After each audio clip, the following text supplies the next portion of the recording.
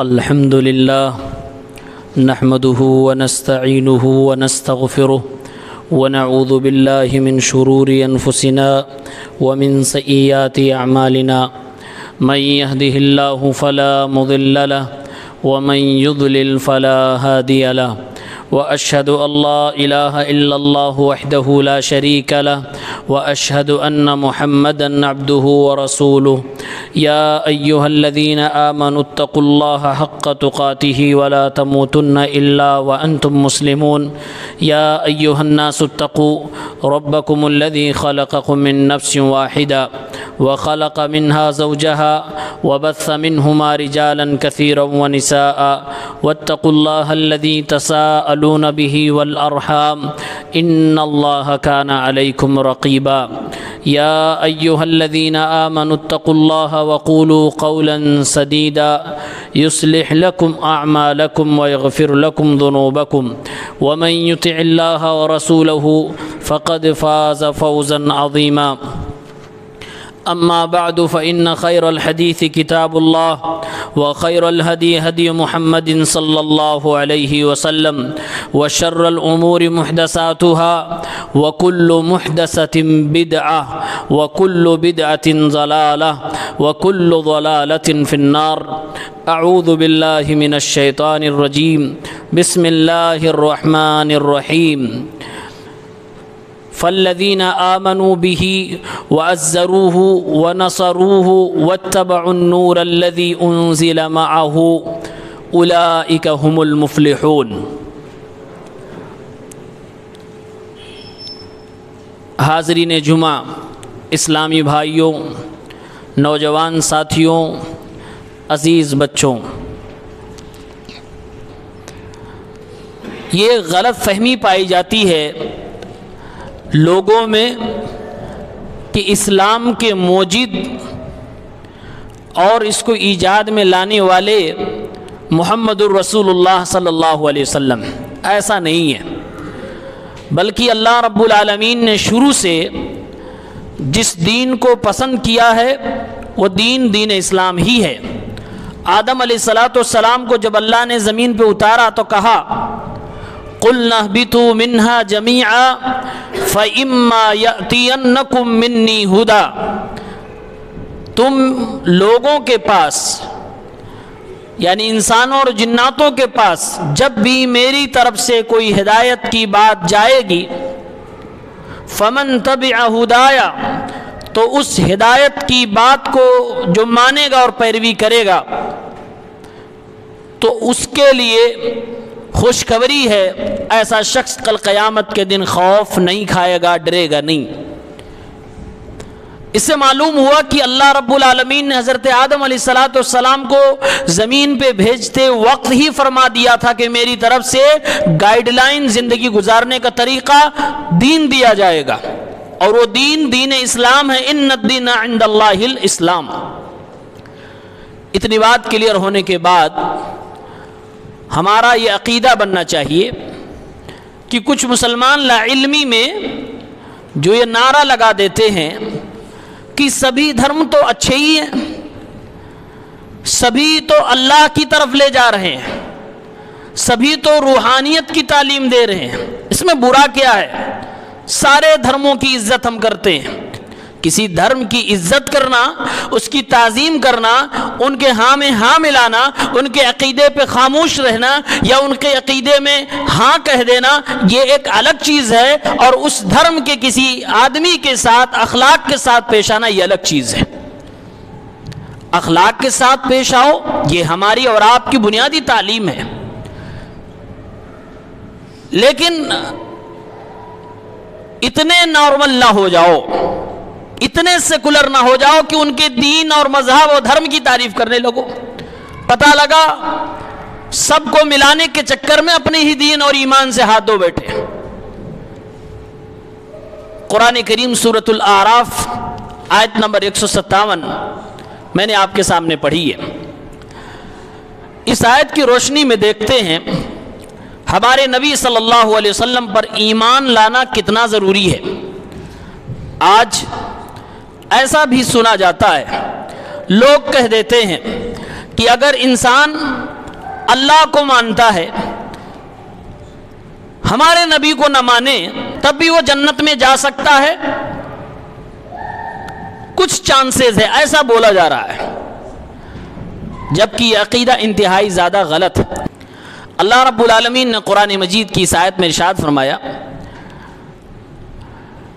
الذین یتبعون الرسول النبی الامی، جو اللہ رب العالمین کی رحمت کو پانے والے ہوں گے وہ لوگ ہوں گے جو ایک ایسے رسول کی اتباع کرتے ہیں جو نبی بھی ہے اور جو امی بھی ہے، الذی یجدونہ مکتوبا عندہم فی التوراۃ والانجیل، جس نبی کے بارے میں انہوں نے اپنی کتابوں میں بھی پڑھ رکھا ہے، تورات کے اندر بھی انجیل کے اندر بھی، یامرہم بالمعروف، وہ نبی ان کو بھلائی کی باتوں کا حکم دے گا، وینہاہم عن المنکر، اور برائیوں سے انہیں روکے گا، ویحل لہم الطیبات، اور تمام پاک چیزوں کو ان کے لیے حلال قرار دے گا، وَيُحَرِّمُ عَلَيْهِمُ الْخَبَائِث، اور تمام گندی چیزوں کو ان کے لیے حرام قرار دے گا، وَيَضَعُ عَنْهُمْ إِصْرَهُمْ وَالْأَغْلَالَ الَّتِي كَانَتْ عَلَيْهِمْ، اور ان کے اس گلے میں جو توق پڑا ہوا ہے،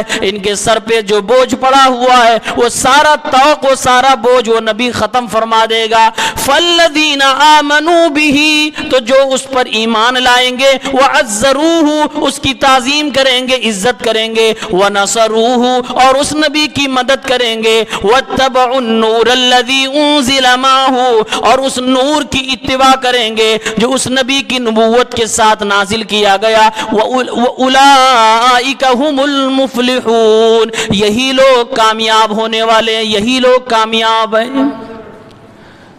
اس آیت میں مختصراً میرے نبی صلی اللہ علیہ وسلم کی عظمت بھی بیان کر دی گئی، اسلام کی بھی عظمت بیان کر دی گئی، اللہ کے نبی کی خصوصیات صفات کا بھی تذکرہ آ گیا۔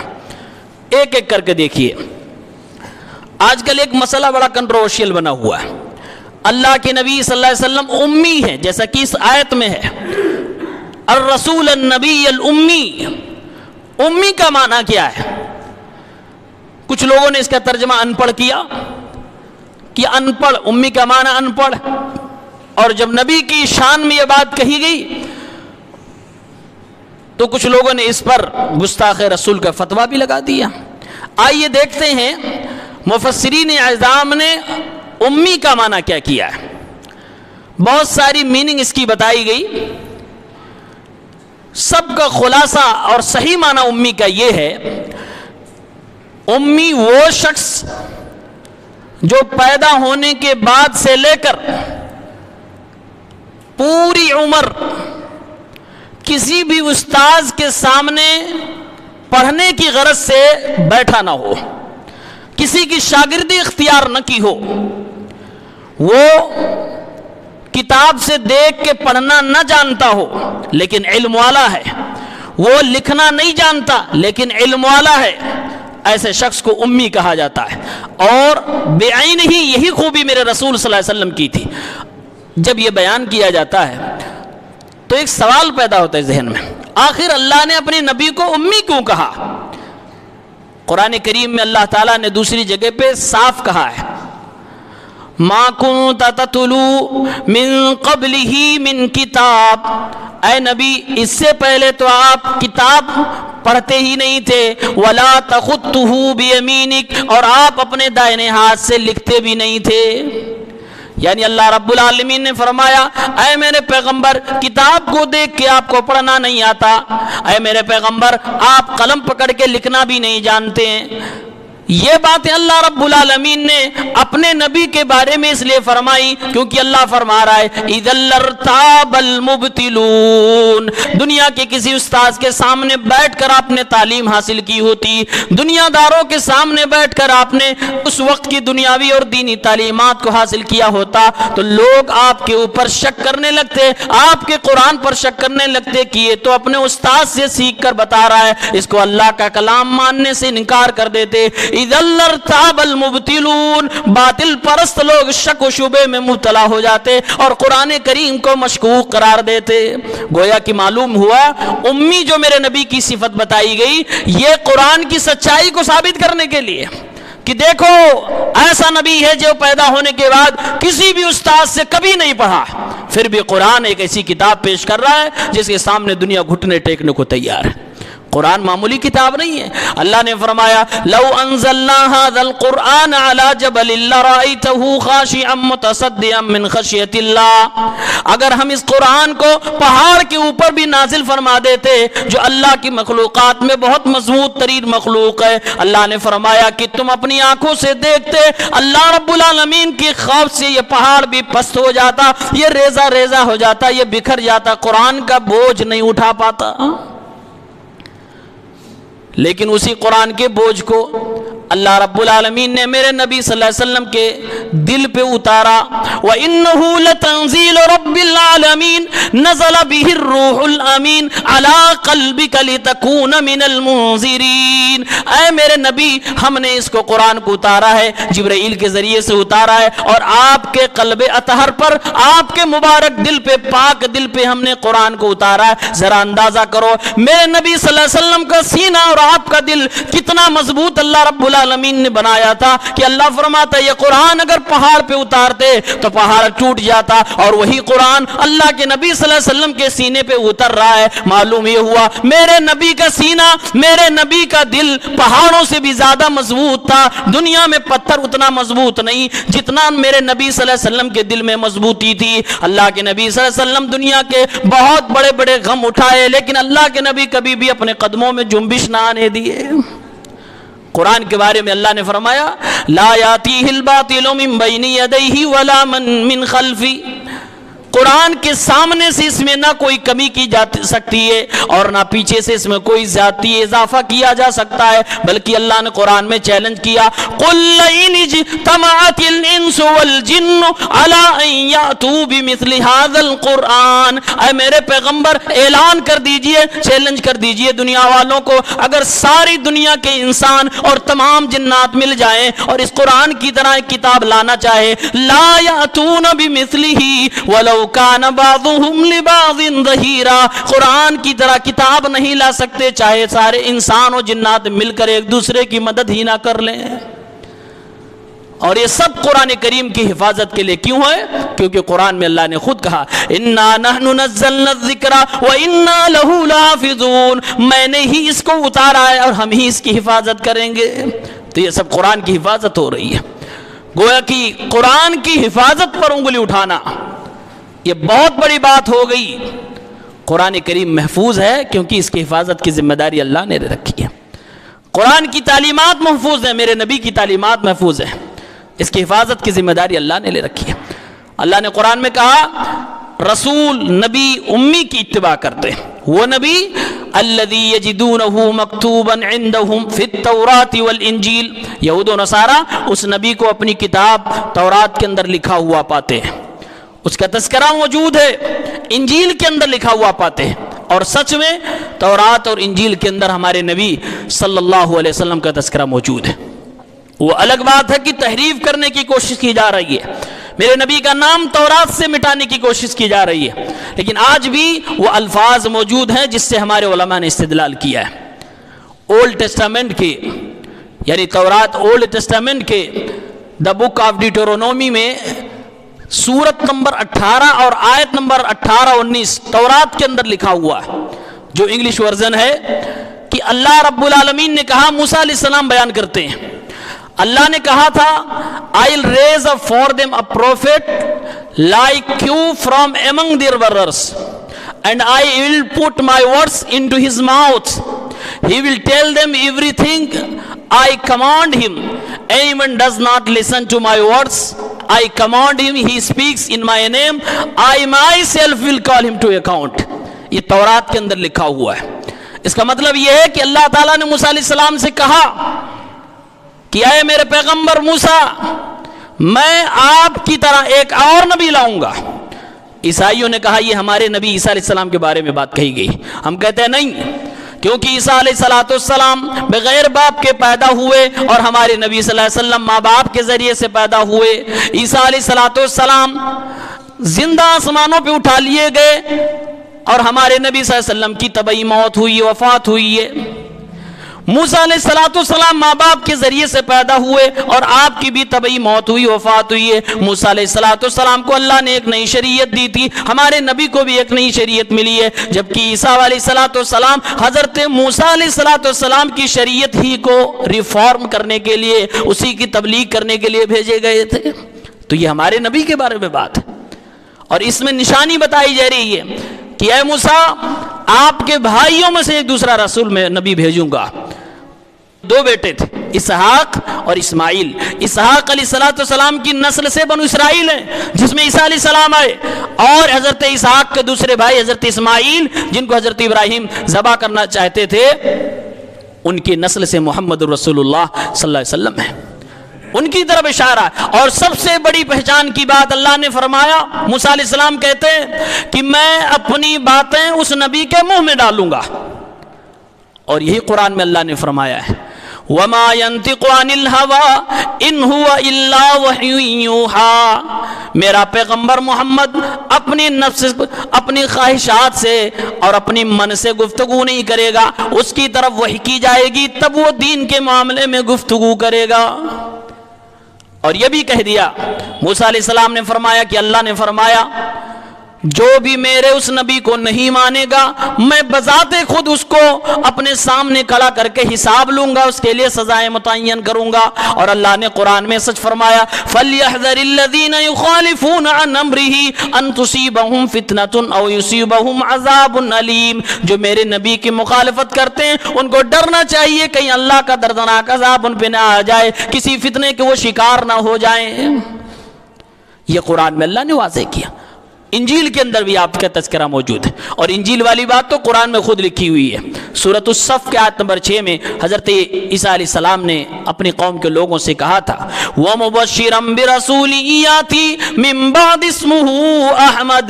اے بنو اسرائیل، میں تمہیں تورات کی باتیں بتلا رہا ہوں، میں تمہیں انجیل کی باتیں بتلا رہا ہوں، اور اپنے بعد ایک نبی کی بشارت دے رہا ہوں جن کا نام احمد ہوگا۔ اور سچ میں ہمارے نبی صلی اللہ علیہ وسلم کا ایک نام احمد ہے۔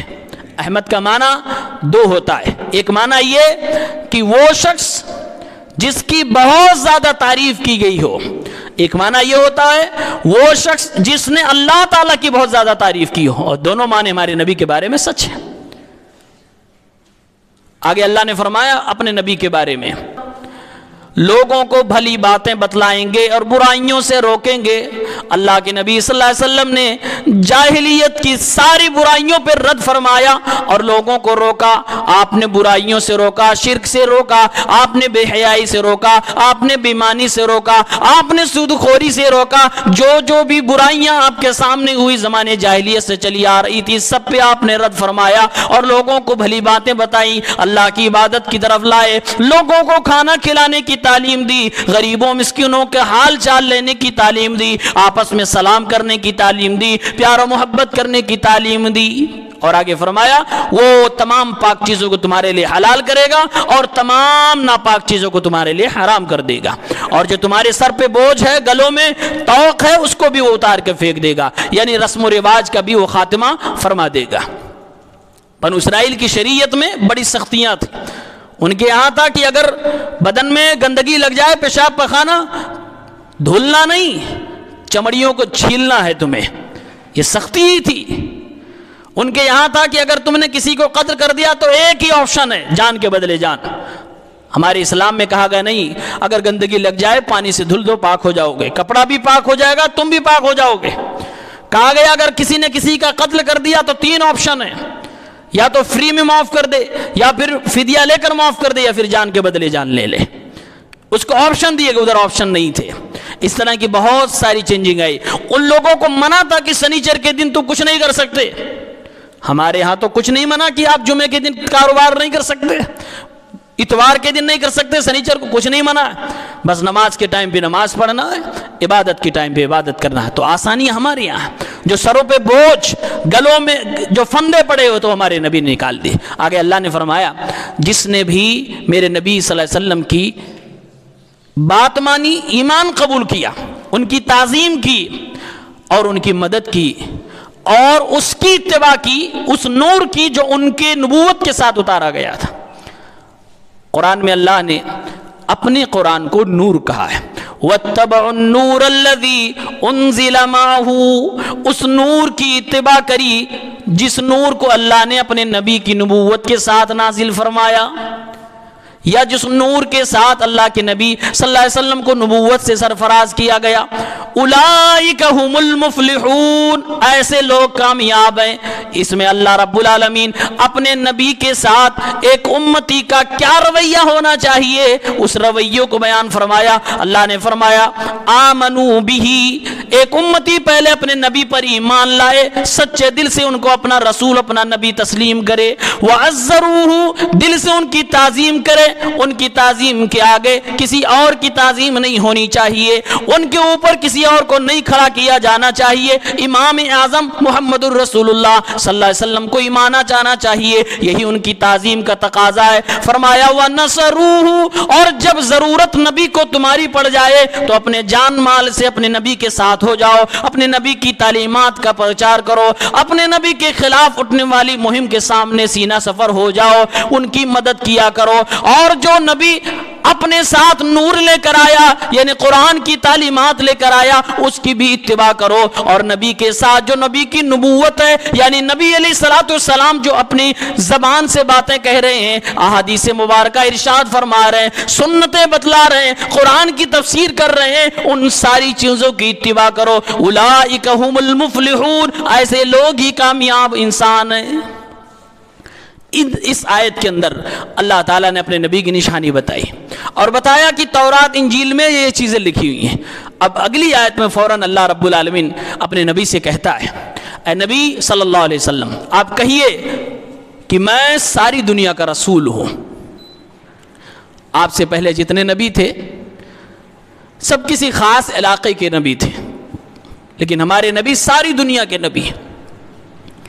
اللہ نے فرمایا قل یا ایھا الناس انی رسول اللہ الیکم جمیعا، اے میرے محبوب فرما دیجئے کہ میں تم تمام لوگوں کی طرف رسول بنا کر بھیجا گیا ہوں، اور مجھے رسول بنا کر بھیجنے والا وہ رب ہے الذی لہ ملک السماوات والارض، جس کے ہاتھ میں ساری زمین و آسمانوں کی بادشاہت ہے. لا الہ الا ہو، سوائے اس کے کوئی معبود برحق نہیں. یحیی و یمیت، وہ زندہ بھی کرتا ہے اور وہ مارتا بھی ہے. فآمنوا باللہ، تو اس رب پہ پہلے ایمان لاؤ. ورسولہ النبی الامی، اور اس کے رسول جو امی نبی ہے ان پر بھی ایمان لاؤ.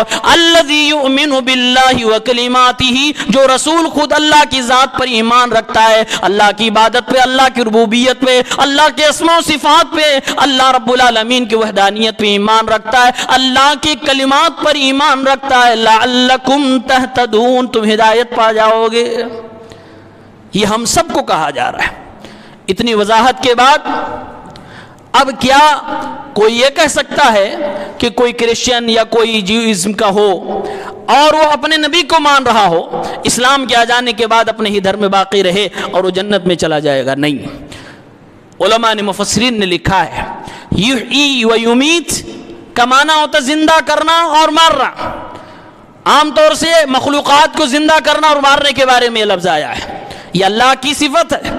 اللہ کے علاوہ کسی کے اوپر یہ فٹ ہی نہیں ہوتا کہ کوئی کسی کو مار سکتا اور زندہ کر سکتا ہے. ایک معنی اس کا یہاں یہ بھی ہے کہ لوگوں تم یہ مت سوچو کہ ہمارا دین بھی تو آسمانی دین ہے.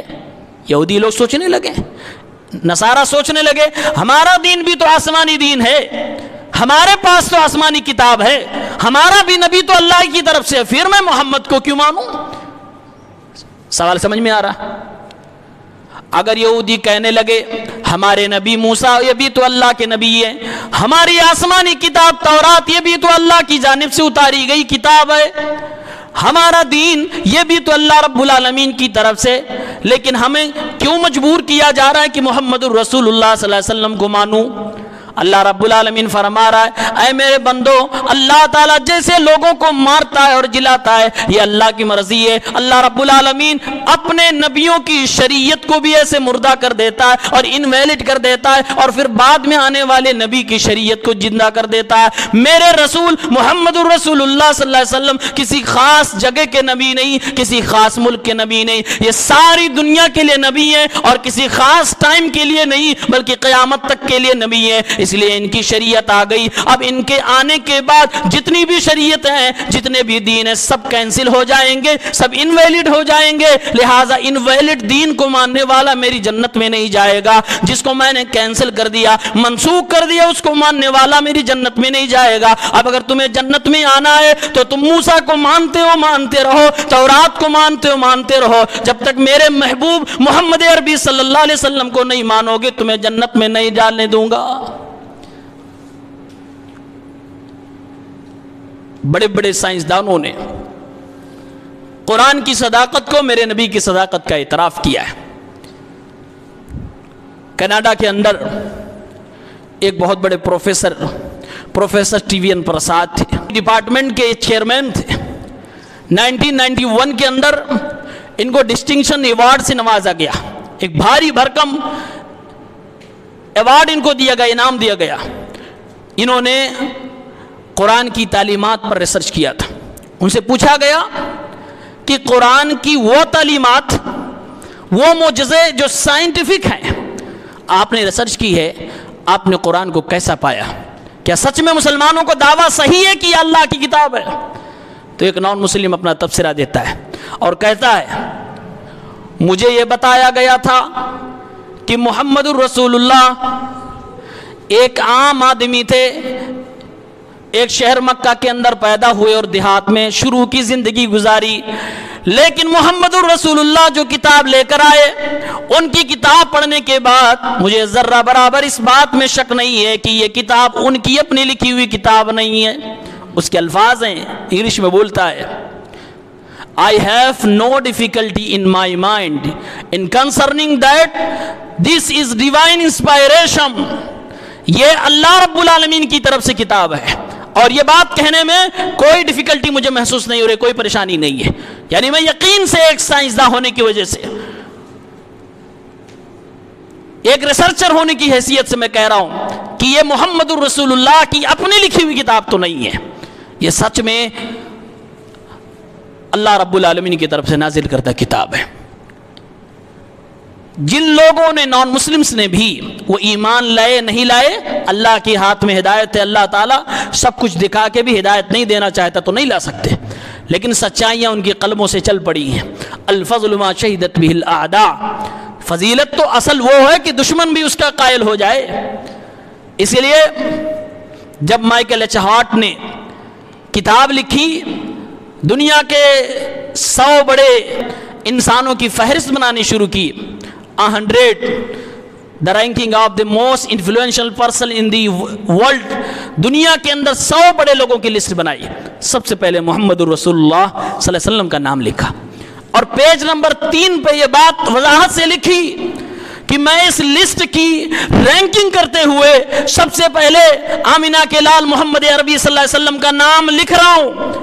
لیڈنگ کرنے کے لیے ان کو پہلا نمبر دے رہا ہوں. مجھے پتا ہے کہ بہت سارے لوگ تعجب میں پڑ جائیں گے, جو میرے دھرم کے ماننے والے, وہ اسلام کا نہیں تھا, کہا جو میرے دھرم کے ماننے والے ہیں وہ بھی تعجب میں پڑ جائیں گے.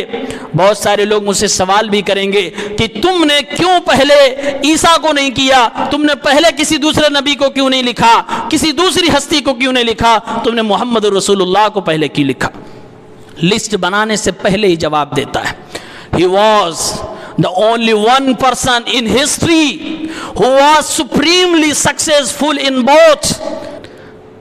2 میدان انسان کی زندگی میں آتے ہیں, ایک سماج کو لے کر چلنا اور ایک اپنے دین کو لے کر چلنا. یہ آسان نہیں ہوتا کہ دونوں آپ لیول بنا کے چلو, آپ کا دین بھی بچا رہے, آپ کا ایمان بھی بچا رہے, اور دوسروں کے ساتھ آپ رہ رہے ہو ان کے ساتھ بھی آپ کا رہنا ٹھیک رہے, اخلاق بھی رہے. میرے نبی کی زندگی دیکھو, ایک نبی ہیں آپ, توحید کے ساتھ کبھی کمپرومائز کرنا آپ نے نہ سیکھا ہے نہ سکھایا ہے. آپ نے اپنی باتوں کو لوگوں کو تک پہنچائی ہے, لیکن بتاؤ کہ میرے پیغمبر نے کبھی کسی غیر پہ ظلم کیا ہو؟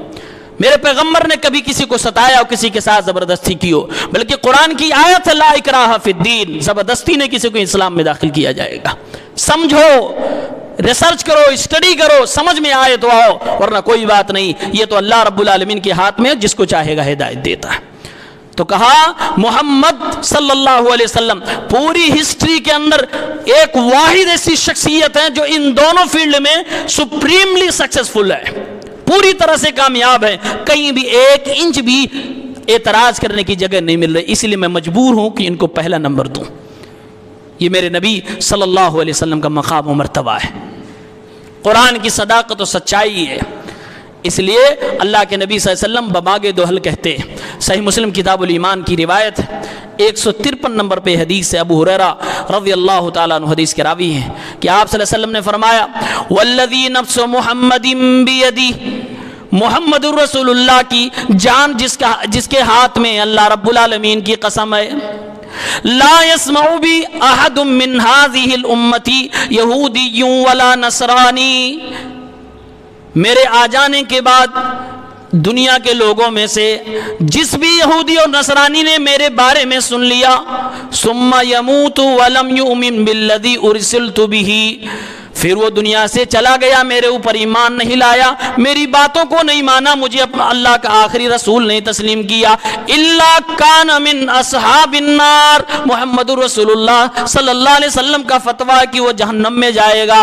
وہ جنت میں نہیں جا سکتا۔ یہ اللہ کے نبی نے اہل کتاب کے بارے میں کہا، یہود و نصارہ کے بارے میں کہا، جن کے پاس خود کی اپنی کتاب ہے، جن کے پاس خود کا اپنا نبی ہے، جن کے پاس اپنی دین اپنی شریعت ہے، لیکن میرے نبی فرما رہے مجھے مانے بغیر ان کو جنت نہیں ملنے والی۔ بلکہ قرآن کریم میں اللہ رب العالمین نے فیصلہ کر دیا، آیت نمبر 185 سورہ آل عمران، وَمَن يَبْتَغِ غَيْرَ الْإِسْلَامِ دِينًا فَلَن يُقْبَلَ مِنْهُ وَهُوَ فِي الْآخِرَةِ مِنَ الْخَاسِرِينَ، اسلام کے علاوہ کسی اور دین و مذہب کو اگر کوئی تلاش کرتا ہے اللہ رب العالمین کبھی بھی اس کو قبول نہ فرمائے گا، بلکہ آخرت میں ایسے شخص کا ٹھکانہ خسارہ اٹھانے والوں میں سے ہوگا۔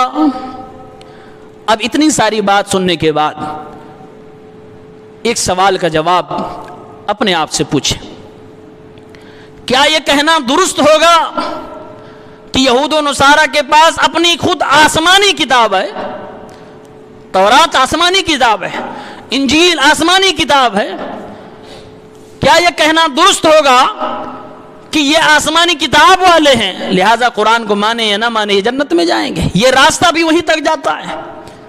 بالکل بھی درست نہیں ہوگا، میرے نبی کا فتویٰ جہنم میں جائیں گے۔ کیا یہ کہنا درست ہوگا کہ موسیٰ علیہ السلام جو دین لے کے آئے وہ آسمانی دین تھا، عیسیٰ علیہ السلام جو دین لے کے آئے وہ آسمانی دین تھا؟ کیا دین اسلام محمد رسول اللہ صلی اللہ علیہ وسلم جو لے کر آئے اس کے آنے کے بعد اسی پہ باقی رہنا ان کے لیے درست ہوگا؟ وہ جنت کے حقدار ہوں گے؟ کیا آپ یہ کہہ سکتے ہیں کہ مانے محمد رسول اللہ کی شریعت کو یا نہ مانے، ان کے پاس بھی تو آسمانی کتاب ہے، آسمانی دین ہے، اسی پہ چلتے چلے جائیں جنت میں چلے جائیں گے؟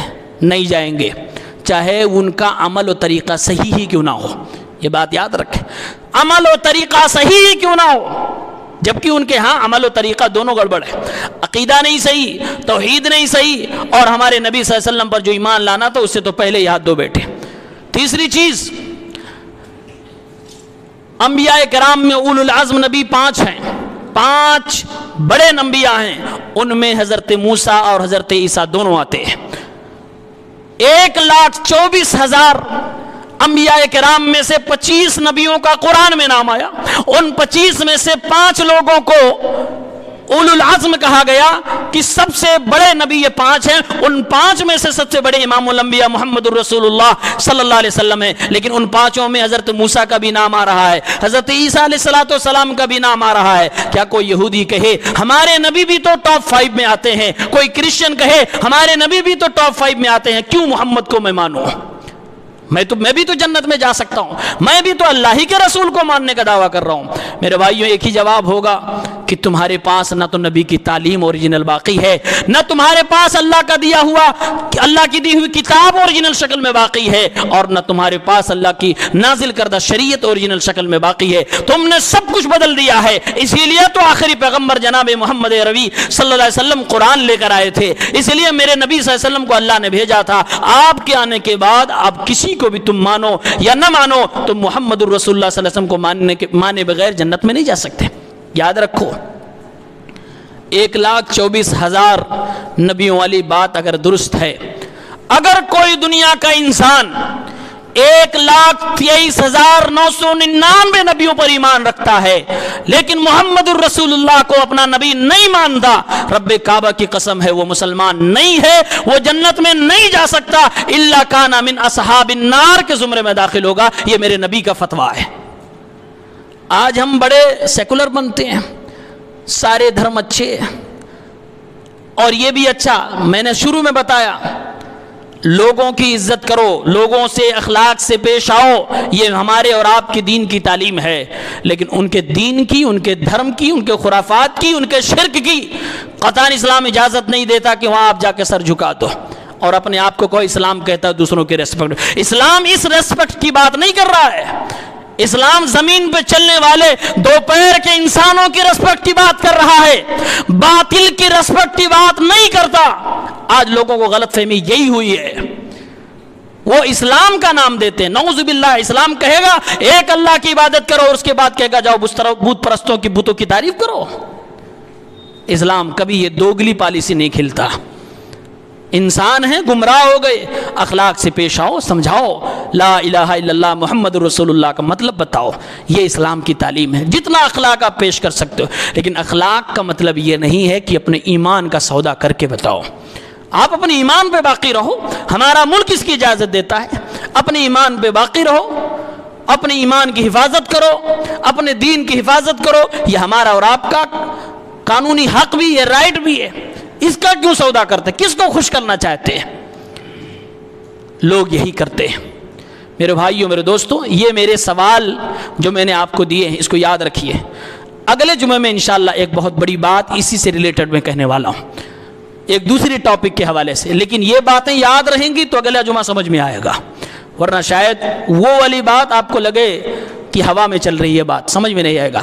اس جمعے کی بات یاد رکھیے گا کہ ان کے پاس آسمانی کتاب، اللہ کا نبی، اللہ کی جانب سے دین ہے، پھر بھی نبی کو مانے بغیر نجات نہیں ملنے والی، اتنا جملہ یاد رکھیے۔ باقی باتیں انشاءاللہ اگلے جمعہ میں۔ اللہ رب العالمین سے دعا ہے پروردگار عالم ہم سب کو دین خالص پر عمل کرنے کی توفیق دے، اسلام پر چلنے والا بنائے، مرتے دم تک دین اسلام پر قائم و دائم رکھے، ہم سب کو اللہ تعالیٰ جنت الفردوس میں ایک ساتھ جمع فرمائے، آمین۔